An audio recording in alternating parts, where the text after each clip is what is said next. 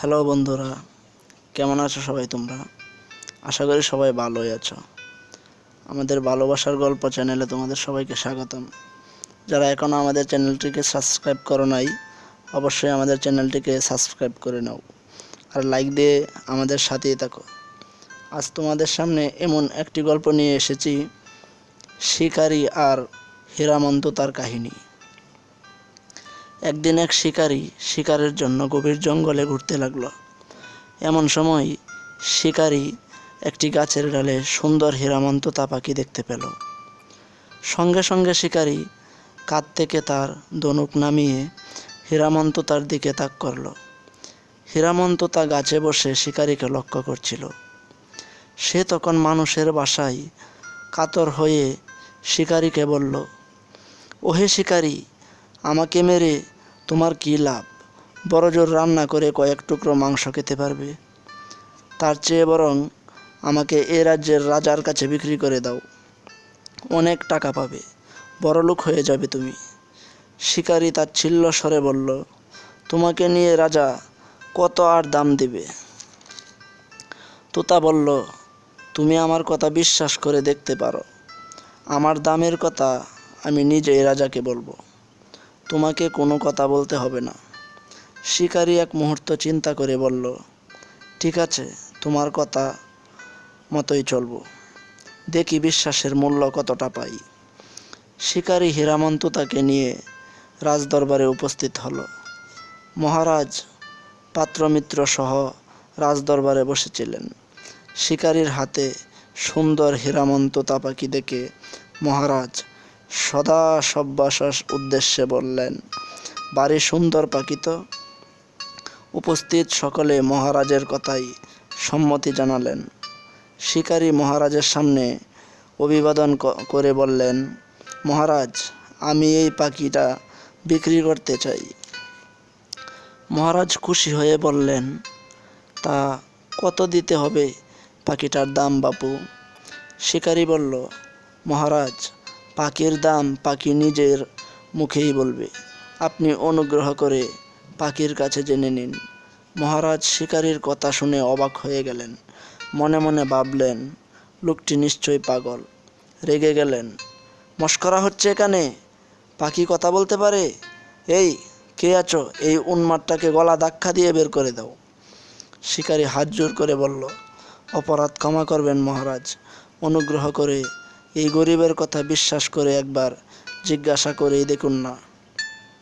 মহারাজ সন্দিগ্ধ কণ্ঠে বললেন, ঠিক আছে, তা হীরামন, বলো দেখি তোমার বিক্রয়ের মূল্য কত? হীরামন্ত তা পা তুলে প্রথমে মহারাজকে প্রণাম জানালো। তারপর বলল, মহারাজ, আমার মূল্য 1,000 স্বর্ণমুদ্রা। তোতার মুখে মানুষের কণ্ঠস্বর শুনে মহারাজ চমকে উঠলেন। মনে মনে ভাবলেন, শিকারী তবে তো মিথ্যা বলেনি। টাকার অঙ্কটা শুনে মহারাজ কৌতূহলী হয়ে বললেন, এত টাকা দিয়ে তোমাকে নিয়ে আমার লাভ কি? মহারাজ, লাভ লোকসানের এখন তো কিছুই বুঝতে পারবেন না।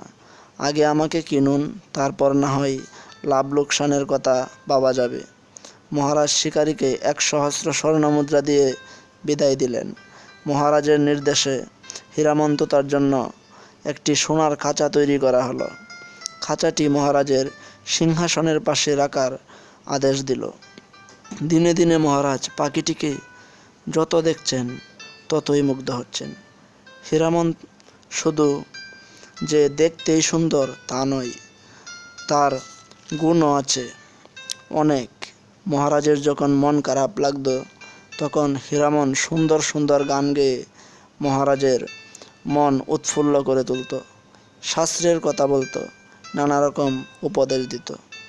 মহারাজ ভেবে দেখলেন যে খুবই স্বল্প মূল্যে তিনি একটি দুষ্প্রাপ্য জিনিস সংগ্রহ করছেন। রাজার ছিল 6 রানী। রানীদের মনে সুখ নেই, থাকবে কি করে? এত বছর পার হয়ে গেল, অথচ কোনো রানী সন্তানের মা হতে পারল না। এখন সারাদিন ওই হীরামন্ত তাকে নিয়ে রাজার সময় কেটে যায়। রানীদের মনে হিংসা, এই তোতা পাখি রাজার সর্বনাশ ডেকে আনছে। একে তাড়াতে না পারলে 6 রানীর মনে শান্তি আসবে না। মনে মনে 6 রানী কুমতলব আঁটতে লাগলো। রানীদের সুযোগ এসে গেল। পাত্রমিত্রদের নিয়ে শিকারে বেরিয়েছিল মহারাজ। 5-6 দিন জঙ্গলে কেটে যাবে, তারপর শিকার শেষ করে মহারাজ ফিরবেন। এই সুযোগ রানীরা হাতছাড়া করতে চায় না। যুক্তি করে 6 রানী হীরামন্ততার খাঁচার কাছে গেলেন। হীরামন্ততা 6 রানীকে একসাথে দেখে ভগবান শ্রীকৃষ্ণের গুণ কীর্তন করতে লাগল। রানীরা পাখির মুখে ভগবানের গুণ কীর্তন শুনে বিভোর হয়ে পড়লেন। হীরামনকে মারার কথা বেমালুন ভুলে গেলেন। সেদিন আর হীরামনকে তাড়াতে পারলেন না। রাতে 6 রানী মতলব আঁটলেন। পরদিন হীরামনকে তাড়াবেন অথবা মেরে ফেলবেন। রানীরা ঠিক করলেন কাল আর হীরামনের মধুর স্বর শুনে কিছুতেই স্থির লক্ষ্য থেকে দূরে সরে যাবেন না। পরদিন আবার 6 রানী উপস্থিত হলো হীরামনের সোনার কাচার সামনে। হীরামন ভগবানের নামে গান শুরু করার আগেই হঠাৎ এক রানী বসে বলল, আচ্ছা হীরামন, মহারাজ তো তোমার প্রশংসায় পঞ্চমুখ বলে। তোমার মতো বুদ্ধিমান আর একটিও নেই। তা এখন তুমি বলো তো হীরামন, আমাদের 6 রানীর মধ্যে কে বেশি সুন্দরী আর কে বেশি কুৎসিত? বুদ্ধিমান হীরামন রানীদের কুমতলব বুঝতে পেরে বলল, এই খাঁচার ভিতর থেকে তোমাদের দেখে কি বলি বলো তো? খাঁচা থেকে তোমাদের মুখ ভালো দেখতে পাচ্ছি না। এক কাজ করো, খাঁচার মুখটা খুলে দাও। আমি বাইরে বেরিয়ে তোমাদের ভালোভাবে দেখে বলে দেব কে বেশি সুন্দরী আর কে বেশি কুৎসিত।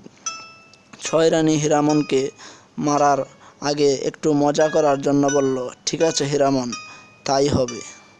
এই বলে 6 রানী ঘরের সমস্ত জানালা বন্ধ করে দিয়ে খাঁচার দরজা খুলে দিলেন। হীরামন খাঁচার বাইরে বেরিয়ে দেওয়ালের মাথায় ছোট্ট গুলগুলিটা দেখে মনে মনে আশ্বস্ত হয়ে ভাবল, দরজা জানালা বন্ধ করে কি হবে, আমি আমার পালাবার পথ পেয়ে গেছি। হীরামন বাইরে বেরিয়ে এলে রানীরা বলল, এবার বলো তো হীরামন, আমাদের মধ্যে কে বেশি সুন্দরী আর কে কুৎসিত? হীরামন হি হি করে তাচ্ছিল্যের হাসি হেসে বলল, ওগো 6 রানী, গর্ব করার মতো তোমাদের কারোরই সেই রূপ নেই। মহারাজ তোমাদের অনুগ্রহ করে গ্রহণ করেছেন। রূপ যদি দেখতে হয় চলে যাও 7 সমুদ্র 13 নদী পেরিয়ে সেই রাজ্যে। তার রূপের সুকতি কে না জানে। তোমরা তার পায়ের যোগ্যও নয়। তবে রে বলে 6 রানী যেই হীরামনকে মারতে গেল, হীরামন ফুরুত করে সেই গুলগুলি দিয়ে পালিয়ে গেল। মহারাজ শিকার শেষে প্রাসাদে ফিরে হীরামনকে দেখতে না পেয়ে মাথার হাত দিয়ে বসে পড়লেন।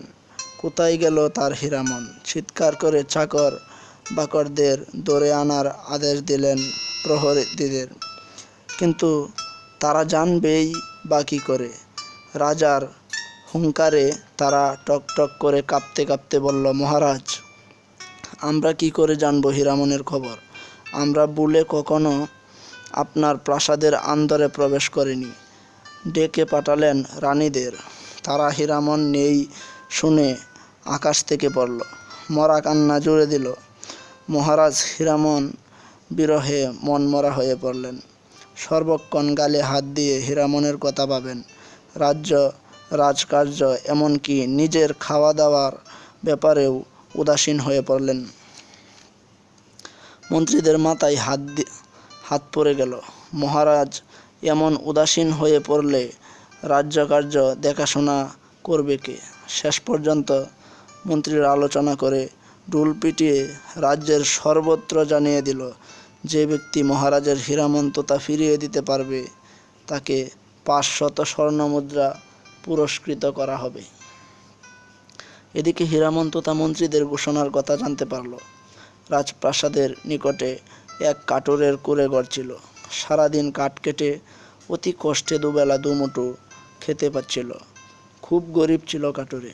হীরামন্ততা একদিন কাঠুরের কুঁড়েঘরের সামনে গিয়ে বলল, ও কাঠুরে ভাই, আমি মহারাজের হীরামন। তুমি কি পুরস্কারের ঘোষণা শুনেছ? আমাকে মহারাজের কাছে পৌঁছে দিলে 500 স্বর্ণমুদ্রা উপহার পাবে। দেখবে তোমার দুঃখ দূর হয়ে যাবে, আর কষ্ট করে কাঠ কাটতে হবে না। হীরামন্ত তার কথা শুনে বৃদ্ধ কাঠুরের চোখে জল এসে গেল। হীরামন্ত তাকে নিয়ে গেল রাজার কাছে।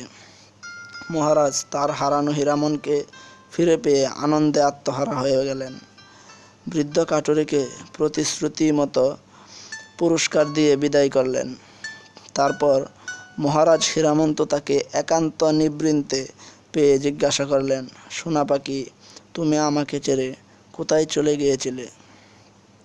হীরামন্ত তখন মহারাজের 6 রানীর কুমতলবের কথা বলল।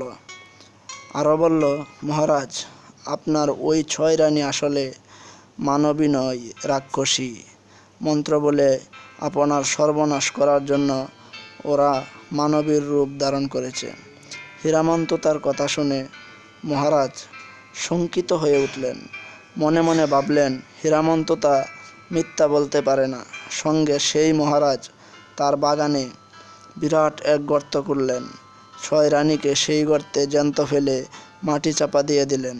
তারপর হীরামন তোতার কাছে এসে মহারাজ কৃতজ্ঞতার স্বরে বললেন, সোনা পাখি, বিপদে তুমিই আমার প্রকৃত বন্ধু। রানীদের মাটি চাপা দেওয়ার পর মহারাজ মাঝে মাঝে উদাসীন হয়ে যেতেন। এমনই একদিন মহারাজ গালে হাত দিয়ে সিংহাসনে বসে আছেন। হীরামন বলল, মহারাজ, আপনাকে বিমর্ষ দেখাচ্ছে কেন? মহারাজ বললেন, কিছুই ভালো লাগছে না হীরামন। সংসারে আমি এখন সম্পূর্ণ একা হয়ে গেছি। ও এই কথা? তার জন্য এত ভেঙে পড়ার কি আছে? আপনার মনোমতো মানুষ আমি আগে থেকেই ভেবে রেখেছি। আমি নিয়ে আসব নতুন রানীমাকে। হীরামনের কথায় মহারাজের মন উৎফুল্ল হয়ে উঠল। ব্যস্ত হয়ে বলল, কে সে হীরামন? কোথায় নিবাস তার? 7 সমুদ্র 13 নদী পারে আমি আপনাকে নিয়ে যাব সেই স্বর্ণকৈশী গৌরবর্ণা রূপবতী রাজকন্যার কাছে। তবে একটা শর্ত আছে। কী শর্ত হীরামন? আমি যে কোনো শর্তের জন্য তৈরি। মহারাজ, আমার প্রথম প্রয়োজন একটি পঙ্কিরাজ ঘোড়া। পঙ্কিরাজ ঘোড়ায় চড়ে আমরা অল্প সময়ের মধ্যেই পৌঁছে যাব। এক্ষুনি আমার একটা পঙ্কিরাজ ঘোড়া চাই।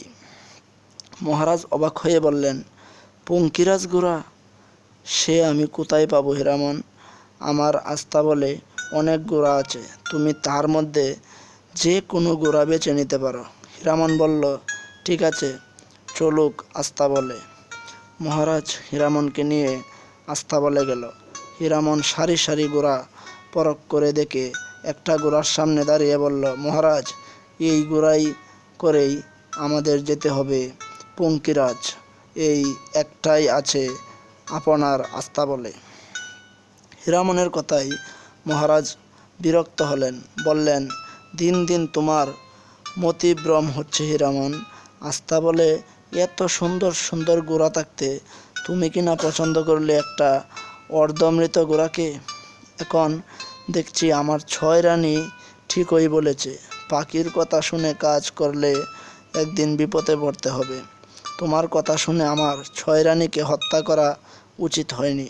মহারাজের কথায় হীরামন তোতা একটু বিচলিত হলো না, বরং সহজ গলায় বলল, মহারাজ, আপনি আপনার শর্ত থেকে দূরে সরে যাচ্ছেন। আপনি কিন্তু বলেছেন আমার নির্দেশ অনুযায়ী কাজ করবেন, কোনো সময়ই প্রতিবাদ করবেন না। আপনি যে ঘোড়াটিকে অর্ধমৃত বলে তাচ্ছিল্য করছেন, এটাই আসল পঙ্কিরাজ। সো ভাইয়েরা, আজকের পার্ট 1 আমাদের এই পর্যন্তই। আমাদের পরবর্তী পার্টটি দেখার জন্য অবশ্যই আমাদেরকে লাইক করেন, শেয়ার করেন, কমেন্ট করেন এবং আমাদের চ্যানেলটিকে সাবস্ক্রাইব করেন।